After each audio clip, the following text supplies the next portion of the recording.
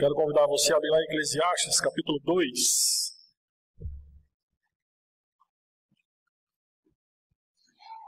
Vamos dar sequência à nossa série de estudos em Eclesiastes. Chegamos hoje no capítulo 2, versículos 12 a 17.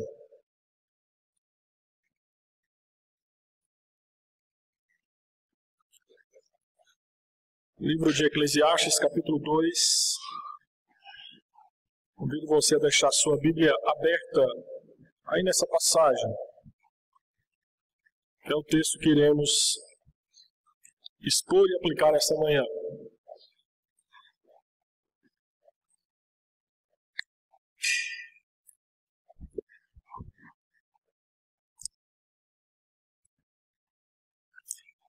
Eclesiastes 2, versículo 12 a 17. Como tema dessa mensagem, a minha proposta é a corrida de 80 jardas. E aí você vai entender o porquê. O tema dessa mensagem é inspirado num conto de um escritor americano chamado Irving Shaw. Ele escreveu um conto justamente com esse título, A Corrida de 80 Jardas. E neste conto ele narra a história de um jovem americano que ingressou na faculdade. E logo que ingressou, ele começou a jogar futebol americano. Começou a treinar na equipe de futebol americano daquela faculdade. E no seu primeiro jogo, ele conseguiu uma corrida de 80 jardas. E marcou, assim, alguns pontos para a sua equipe. Para você que não tem muita familiaridade com o esporte, futebol americano, seria mais ou menos como se um jogador de futebol, em sua estreia, marcasse 5 gols. Ou se um jogador de basquete, em sua estreia, marcasse 60 pontos. O fato é que, após esse grande feito, esse jogador, ele foi bastante aplaudido e bastante, vamos dizer assim, congratulado pelos seus companheiros, pelo seu treinador. E aí acontece o seguinte, esse rapaz, ele começou a ser visto por todo mundo na faculdade como a grande esperança de título. Esse rapaz, ele começou a ser observado por todos como uma grande promessa naquele esporte. Mas o grande problema, de acordo com esse conto, é que aquele jovem calouro, naquele dia que ele conseguiu ter uma corrida de 80 jardas para ele, naquele momento, a sua vida, ela se tornou satisfatória. Mas o grande problema é que, com o passar do tempo, nunca mais aquele dia se repetiu. Nunca mais aquele rapaz teve um êxito em sua vida, igual aconteceu em um único dia, que ele conseguiu correr 80 jardas. O seu jogo nunca mais passou de medíocre, a sua carreira no mundo dos negócios foi igualmente desilusão, seu casamento se desmoronou, e a dor e o fracasso daquele rapaz foi ainda maior porque ele não conseguia deixar de lembrar o dia perfeito. Muitos anos atrás, quando ele conseguiu correr 80 jardas, e a sua vida parecia que seria incrível. Para aquele jovem, e agora já um homem, voltar ao passado era uma tentativa de encontrar o significado para a sua existência, para algo que ele havia vivido. De certa forma, no texto que nós iremos ler daqui a pouco, nós vemos isso em Salomão. Ou seja, ele voltando àquilo que de certa maneira era a sua corrida de 80 jardas, a sabedoria. Salomão, após pesquisar o sentido da vida nos ritmos e rotinas, na história, como nós já mostramos em Eclesiastes 1, de 1 a 11, depois Salomão busca o sentido na sabedoria, como nós mostramos lá no capítulo 1, versículos 12 a 18. E na semana passada nós falamos sobre o capítulo 2, versículos de 1 a 11, quando Salomão ele procura encontrar o sentido da vida nos prazeres, criando paraísos artificiais. A resposta de Salomão é que tudo é vaidade. Agora, nesse texto que nós iremos ler, ele simplesmente volta a um local que já havia passado. Ele refaz uma trilha já percorrida para justamente encontrar o significado da vida. Ou seja, ele volta ao dia que correu 80 jardas. Salomão resolve voltar à sabedoria para ver se nela encontraria o sentido para a vida. É mais ou menos aquela ideia de quando você perde alguma coisa e você fica mentalizando por qual caminho, por qual lugar você passou, para ver se você lembra aonde aquilo que você perdeu você encontra. Salomão está neste ponto do livro fazendo justamente isso. Ou seja, está voltando a investigar o conhecimento, a sabedoria, para ver se encontra aquilo que ele não tinha, que era justamente o sentido da vida. Todavia, relembrando a sua corrida de 80 jardas, aquilo que, de certa forma, é o auge de Salomão, que é a sua sabedoria, Salomão ele encontra duas realidades, que são as realidades que nós iremos trabalhar nesta manhã. A primeira realidade está aí nos versículos 12 e 14, eu convido você a acompanhar na sua Bíblia. Nós vamos ver que Salomão, ao relembrar a corrida de 80 jardas, ao voltar à sabedoria, ele descobriu que o inevitável sempre acontece. O inevitável sempre acontece. Está escrito assim, Eclesiastes, capítulo 2, versículos 12 a 14. Então, passei a considerar a sabedoria e a loucura e a estultícia. Que fará o homem que seguir ao rei? O mesmo que outros já fizeram. Então vi que a sabedoria é mais proveitosa do que a estultícia, quanto a luz traz mais proveito do que as trevas. Os olhos do sábio estão na sua cabeça, mas o estulto anda em trevas. Contudo, entendi que o mesmo lhe sucede a ambos. Depois da experiência decepcionante que Salomão teve com a sabedoria, capítulo 1, versículos 12 a 17, ele volta nessa passagem a considerar. Mas dessa vez ele considera comparando a sabedoria e a loucura. Entenda que no versículo 12, as expressões estultícia e sabedoria são duas palavras que expressam a mesma ideia. Seria mais ou menos loucas loucuras. Para o sábio, o contraste entre a sabedoria e a falta da sabedoria irá ajudá-lo a encontrar o sentido da vida. Todavia, logo no versículo 12, sua sabedoria aponta para o inevitável. Gerações futuras cometem os mesmos erros das gerações anteriores.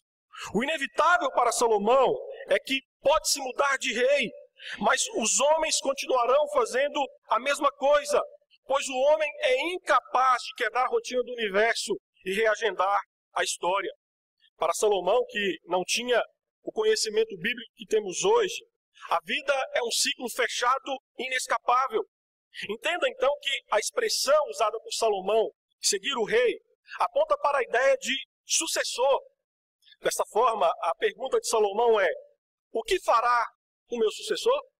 É mais ou menos aquela ideia, olha, vocês estão falando que eu fui ruim, não espere que o próximo seja melhor, pois ele fará o mesmo que eu. E a Bíblia nos mostra, 1 Reis, capítulo 12, que o sucessor de Salomão foi seu filho Roboão. E ele agiu igual ou até mesmo pior do que seu pai. Ou seja, Salomão explorou o povo, Roboão explorou mais. Salomão oprimiu o povo, Roboão, seu filho, oprimiu muito mais. Assim, Salomão está nos levando a refletir que gerações anteriores cometem erros, mas as gerações futuras não aprendem com esses erros, mas fazem exatamente igual, repetindo os mesmos erros. A cantora Elis Regina, na música Como Nossos Pais, descreveu isso cantando que minha dor é perceber que apesar de termos feito tudo isso que fizemos, ainda somos os mesmos e vivemos como os nossos pais.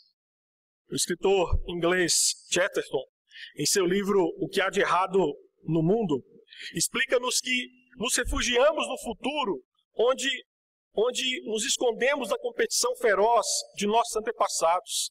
São gerações passadas, não as futuras, que vêm bater a nossa porta. E esse escritor, ele resume essa ideia sobre o medo que temos do passado, afirmando que os homens inventam novos ideais porque não se atrevem a buscar os antigos.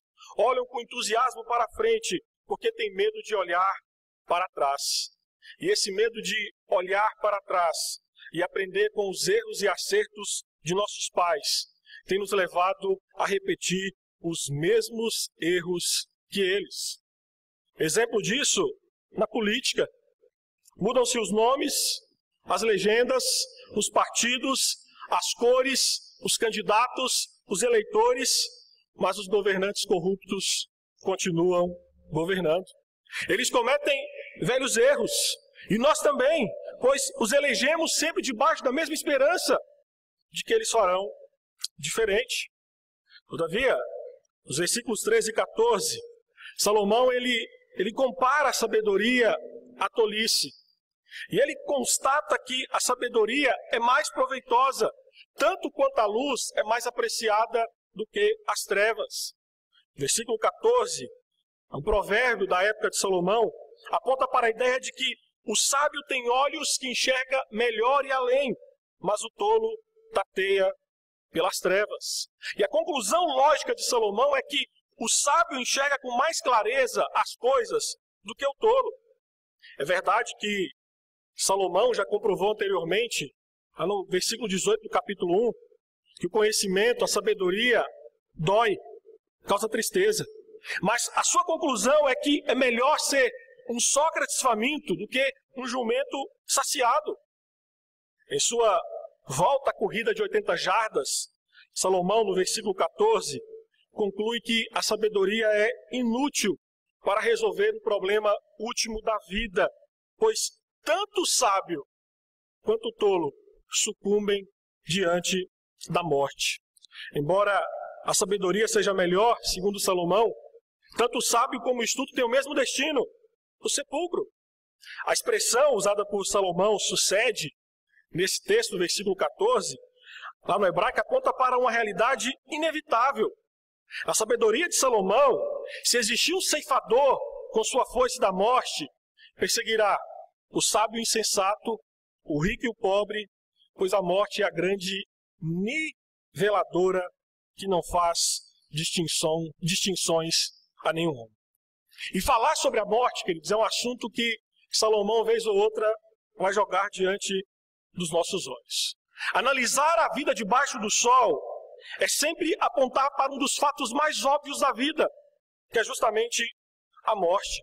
E Eclesiastes constantemente nos colocará diante da morte. E falar esta palavra, morte, de certa forma causa calafrios. Isso porque a morte não é bonita, ela não tem amigos, ela não é doce ou alegre. A morte é horrível, pois nivela todas as criaturas por baixo. A morte ela alcança tanto um cavalo, por exemplo, quanto um ser humano. Falar da morte nos assusta, pois é falar que o nosso tempo de vida debaixo do sol está acabando. Para Salomão, relembrar a corrida de 80 jardas é voltar ao inevitável. Ou seja, a sabedoria não é capaz de mudar o inevitável, porque ninguém pode viver para sempre. Mas o texto segue, e eu chamo a sua atenção para os versículos 15 e 17. Salomão nos mostra que, ao relembrar a corrida de 80 jardas, ele descobriu que o anonimato sempre nos persegue. Assim está escrito nos versículos 15 e 17.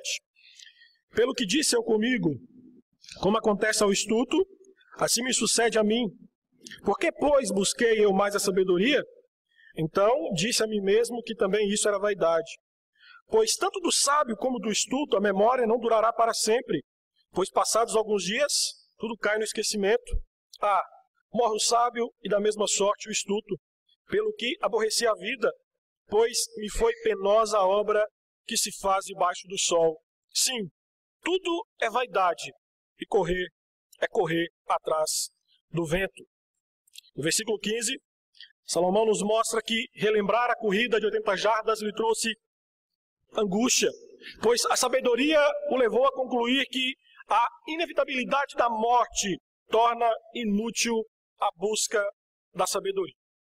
Ele, ao comparar que o sábio e o tolo têm o mesmo fim, que a morte, ele simplesmente é tomado por uma melancolia e tristeza, pois não conseguiu ver vantagem alguma em ser sábio. O interessante é que a noção de finitude angustia os pensadores. Os pensadores não gostam de pensar que são finitos e que não podem tudo. E o interessante é que quanto mais conhecemos da vida, mais ficamos cientes das suas limitações, bem como que a morte se aproxima. Por isso que, nesse sentido, pensar é sofrer. Pensar é saber que um dia nós iremos morrer. Um pensador disse que acreditamos ficar tristes pela morte de uma pessoa, quando na verdade é apenas a morte que nos impressiona. No versículo 16, Salomão volta a uma ideia já falada, a Eclesiastes 1, versículo 11. A memória humana é curta demais para valorizar os esforços humanos. E naqueles dias, nos dias de Salomão, os sábios pensavam que após a morte, um homem sábio continuava sobrevivendo graças à sua fama. Mas Salomão nega essa realidade, dizendo que os sábios também serão esquecidos. Tanto o sábio quanto o insensato morre, e tanto um quanto o outro, segundo Salomão, serão esquecidos. É certo que a fama de Salomão permaneceu, tanto é que hoje nós estamos falando justamente de Salomão, mas a maioria das pessoas famosas que morreram raramente é mencionadas em conversas comuns. Em nossa cultura, que é uma cultura de registros, podem durar mais tempo, sendo uma citação ou um verbete em uma enciclopédia, mas logo acabarão esquecidos. Esta é uma triste realidade. Quer ver um exemplo disso? Você se lembra dos livros de Cecília Meirelles, Machado de Assis, Monteiro Lobato e alguns outros? Nós esquecemos muito fácil. E Salomão, ao voltar à corrida de 80 jardas, constatou que os sábios, assim como os tolos, passam pela terra, mas acabam no esquecimento. Porém, é claro que cremos que o sábio, ele deixa algumas de suas bênçãos para os seus semelhantes, enquanto o estulto nada deixa. Também cremos que o homem deve buscar o conhecimento, estudar, contudo, entendendo que o conhecimento, a sabedoria, nunca é um fim em si mesmo, ou seja, não tem poder para trazer significado à existência humana. Desta forma, a conclusão de Salomão no versículo 17 foi que a sua busca pelo sentido da vida, através da sabedoria, redundou em frustração com a vida. Salomão descreve: aborreci a vida. Aborreci a vida, que é no sentido de detestei a vida, pois todo o acúmulo de sabedoria levou Salomão apenas ao anonimato, a estar no mesmo patamar que o tolo, ou seja, tudo é vaidade, é névoa, é neblina. Para Salomão, a vida não tem sentido debaixo do sol, pois o conhecimento não é capaz de mudar o inevitável, nem deixar seu nome na história. Por isso, ele passou a detestá-la. É válido ressaltar que essa expressão usada por Salomão, aborrecer a vida, não aponta para a ideia de que ele detestou tanto a vida que ele queria acabar com ela, suicídio, mas apenas aponta para a sua frustração com a falta de sentido e significado existencial que ele não encontrou na sabedoria. Contudo, é também verdadeiro que muitas pessoas que não encontram sentido na vida, muitas vezes podem encontrar-se odiando a própria vida a ponto de tirá-la. Para você ter uma ideia, a revista Isto É, em fevereiro de 2015, publicou um artigo escrito pela colunista Mônica Tarantino, com o seguinte título: Uma epidemia silenciosa. E nesse artigo, Mônica descreve que, segundo a OMS, Organização Mundial da Saúde, estima-se que no mundo 1 milhão de pessoas suicidam-se por ano. No Brasil, estima-se que 25 pessoas cometem suicídio por dia, e a tendência é do crescimento entre jovens entre 19 e 25 anos. Pense que nesse exato momento, enquanto estamos cultuando, várias pessoas estão tirando a própria vida simplesmente porque não encontraram sentido para viver. O sábio, em sua jornada, em sua volta à corrida de 80 jardas, a sabedoria, nos leva a refletir que devemos sim ser gratos a Deus pelos avanços que o conhecimento humano proporcionou à humanidade. Mas, ao mesmo tempo, Salomão nos mostra que esse conhecimento, ele é limitado.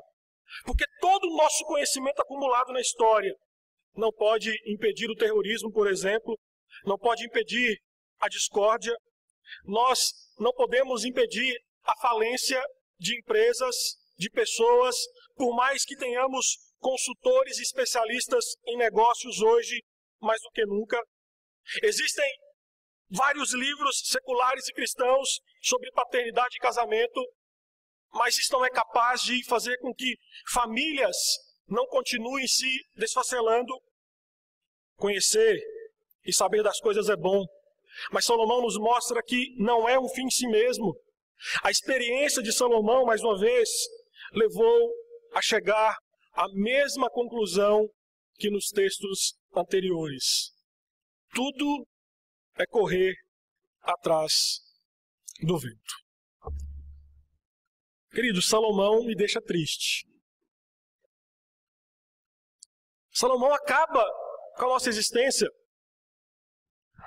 Mas o que você tem que entender é que durante todo esse livro, ou grande parte dele, até o capítulo 11, Salomão vai nos mostrar que se você buscar significado para a sua existência apenas nas coisas debaixo do sol, você nunca encontrará.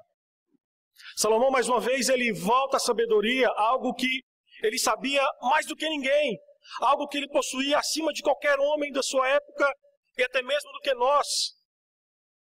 Ele vai dizer, tudo isso é vaidade. Salomão nos leva a pensar que se o sentido da vida não está debaixo do sol, ele está acima do sol.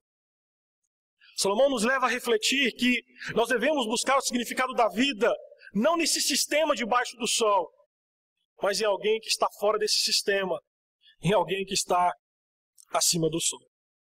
Eu quero trazer, a partir dessa perspectiva, algumas aplicações para mim e para você a respeito desse texto. E o primeiro é que o conhecimento debaixo do sol não é capaz de trazer a luz salvadora à nossa existência.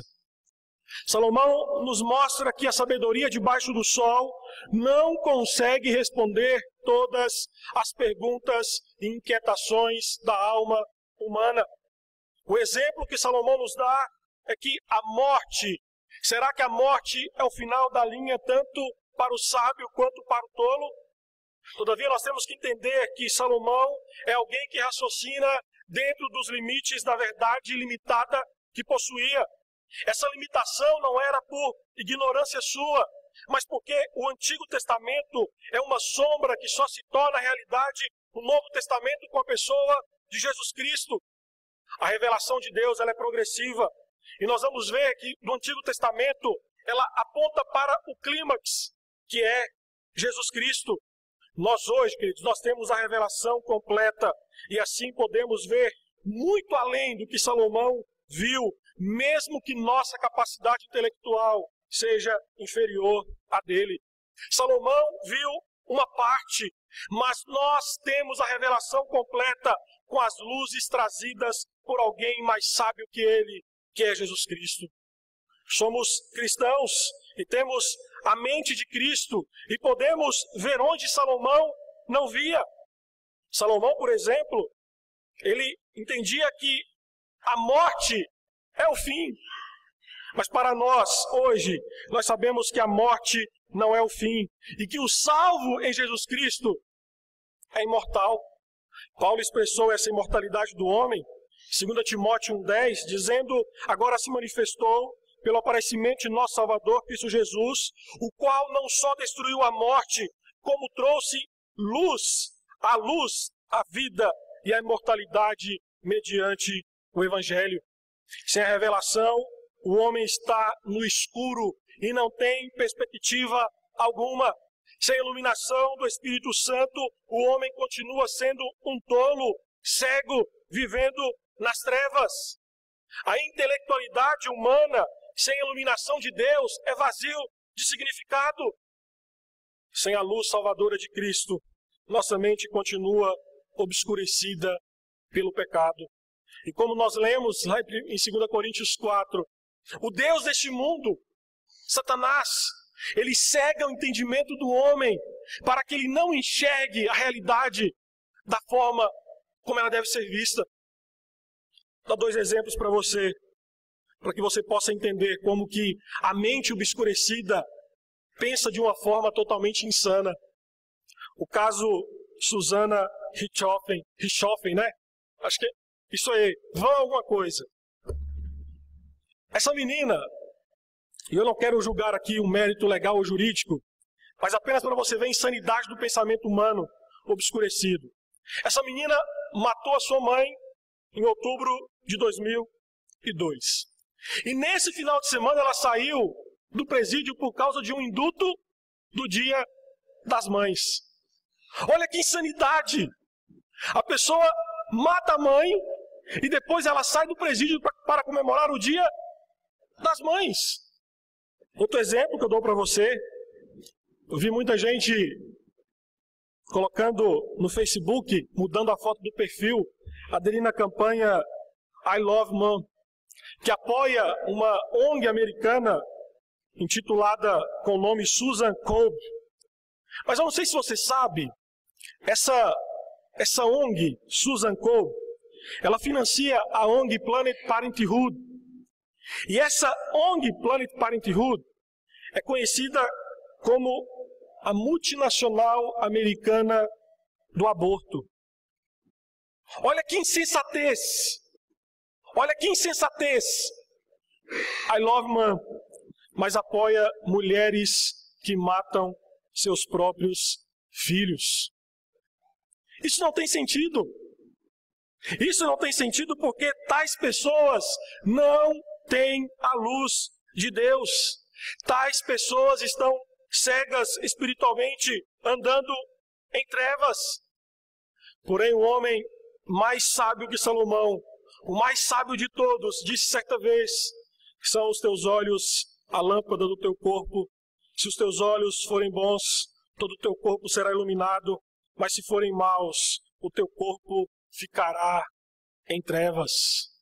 Nós lemos na liturgia, 2 Coríntios 4:6, das trevas resplandecerá a luz. Ele mesmo resplandeceu em nosso coração para a iluminação do conhecimento da glória de Deus na face de Cristo. Por isso, para achar o caminho, o sentido da vida, o homem precisa de luz e visão dadas por Deus em Cristo Jesus, através da obra do Espírito Santo.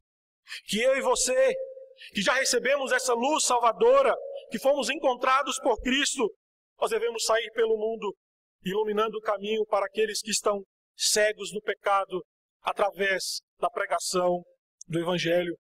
Para você que me escuta nessa manhã e que ainda não rendeu a sua vida aos pés de Cristo, saiba que somente Ele pode livrá-lo da cegueira espiritual e, de fato, trazer sentido e significado à sua existência. Esse texto também nos ajuda a pensar em uma segunda aplicação para a nossa caminhada nessa terra.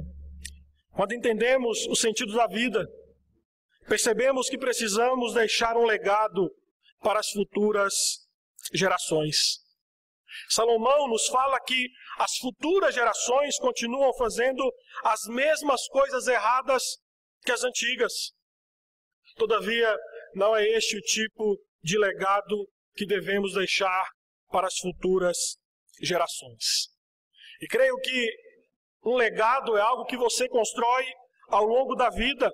É igual uma árvore plantada hoje e que às vezes você nem irá desfrutar da sua sombra por causa do tempo que ela demora para crescer. O cineasta americano Clint Eastwood explicou isso da seguinte forma: todo mundo fala sobre como deixar um planeta melhor para os nossos filhos. Na verdade, deveríamos tentar deixar filhos melhores para o nosso planeta. Isso me lembrou de Jonathan Edwards, que é um teólogo que o nosso pastor Sérgio gosta muito. Esse teólogo foi um dos foi e ainda é um dos teólogos mais influentes, não só nos Estados Unidos, mas como no mundo cristão como um todo. Ele nasceu em 1703 e seus livros ainda têm um papel central em faculdades e seminários por todo o mundo. Jonathan Edwards, além de um excelente teólogo e pastor, foi um homem dedicado à sua esposa Sarah e seus 11 filhos. Ele liderava regularmente cultos familiares e supervisionou a educação dos seus 11 filhos. Contudo, pouco se viu, antes ou depois dele, um legado de várias gerações. Em 1900, um homem chamado Winship estudou o que aconteceu a 1.400 descendentes de Jonathan Edwards e sua esposa, por volta do ano de 1900. E ele descobriu que essas 1.400 pessoas incluíam 13 administradores de empresa, 65 professores universitários, 100 advogados, um reitor de uma faculdade de direito, 30 juízes, 65 médicos, um reitor de uma faculdade de medicina e 80 funcionários de cargos públicos, incluindo 3 senadores americanos, 3 prefeitos de grandes cidades, 3 governadores de estados e um vice-presidente dos Estados Unidos. Esses descendentes haviam escrito mais de 135 livros e editado 18 jornais e periódicos. Muitos desses descendentes de Edward haviam ingressado no ministério e mais de 100 foram missionários e outros integraram conselhos missionários. Eu me dirijo aqui a você, pai e mãe, principalmente, porque a maior herança que você pode deixar para o seu filho é uma herança espiritual. Eu vejo filhos cometendo os mesmos erros que os pais, porque os pais cometeram os mesmos erros dos seus avós. E o principal deles é não se preocupar em deixar uma herança espiritual. Eu vejo pais se matando no trabalho, construindo impérios para deixar para os seus filhos, mas negligenciando a vida espiritual dos filhos, a vida familiar. Como já foi dito por um sábio, nenhum sucesso no trabalho justifica o fracasso em sua vida no lar. Por isso, pais, invistam em deixar um legado espiritual para os seus filhos e futuras gerações. Ore com eles, faça culto familiar, traga seus filhos à igreja, invista mais na vida espiritual dos seus filhos do que em qualquer outra área. Como ensina o pastor americano Woody Bausch a seus filhos, vocês devem procurar ser o tipo de pessoas que plantam árvores sombreiras para que outros se sentem debaixo delas. Sendo assim, líderes de PG, professores de escola dominical, presbíteros, diáconos, irmãos, sejamos essas árvores. Devemos deixar um legado espiritual para as futuras gerações. E é isso que Salomão nos leva a pensar. E a última aplicação que trago para nós essa manhã, a partir desse texto, saiba que as mentes mais poderosas são aquelas que o mundo menos ouve. As mentes mais poderosas são aquelas que o mundo menos ouve. O sábio, como nós mostramos, estava preocupado que o seu nome cairia no esquecimento após a morte. E de certa forma, Salomão estava preocupado com aquilo que muitos de nós nos preocupamos hoje: a fama, o reconhecimento. A sociedade atual continua vivendo debaixo do sol e continua seguindo a mesma lógica de Salomão, acreditando que grandeza e fama são sinônimos. É interessante que cada geração escolhe certo número de homens e mulheres e os colocam em posição de destaque. Todavia, eu quero que você pense em alguns nomes de pessoas que ocupam a fama ou estão nos holofotes da nossa sociedade. Vou te ajudar nisso. Lula, Jean Willis, Aécio Neves, Cunha, Ratinho, Silas Malafaia, Edir Macedo e por aí vai.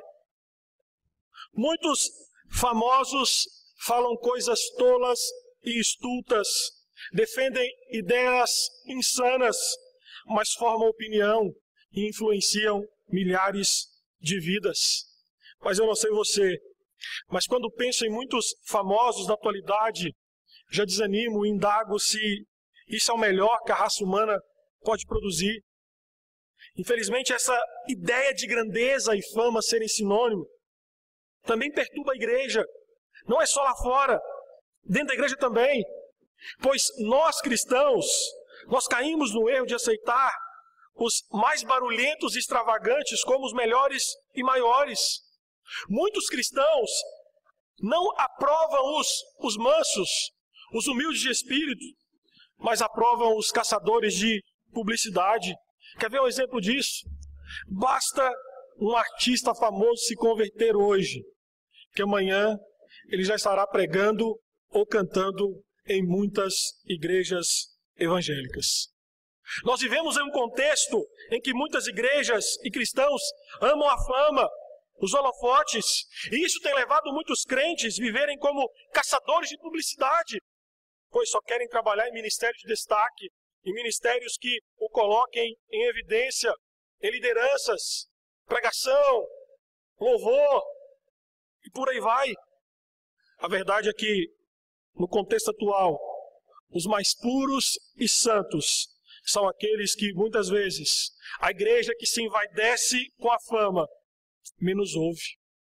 Contudo, quero lhe falar que os santos desconhecidos são estes que deveriam ser os mais ouvidos. Os homens mais ouvidos e lembrados deveriam ser os que se assemelham a Jesus Cristo. Traga à sua memória alguns homens simples que conhecemos.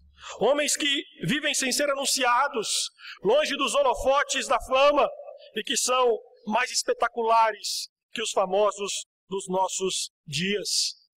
Homens mais grandes, os homens mais grandes que já passaram por essa terra, homens dos quais o mundo não era digno, foram os homens que os ouvidos do mundo menos ouviu e que já caíram no esquecimento. O escritor chamado Tozer dizia que nunca ouça um homem que não ouve a voz de Deus. Por isso, nunca ouça um homem que quer ser a bala que matou John Lennon. Nunca queira ser John Lennon, que disse que seria mais conhecido que Jesus Cristo. Nessa terra de sombras, em que homens buscam os holofotes da fama, busca apenas ser um santo desconhecido no mundo, mas reconhecido no céu. Nessa terra de vaidades, que a segunda estrofe do hino 313, prontidão, seja o nosso lema. Não ambicionando honras ou poder, eis-nos todos firmes para combater. Quem o amor de Cristo venha contemplar, há de resoluto ao seu lado estar.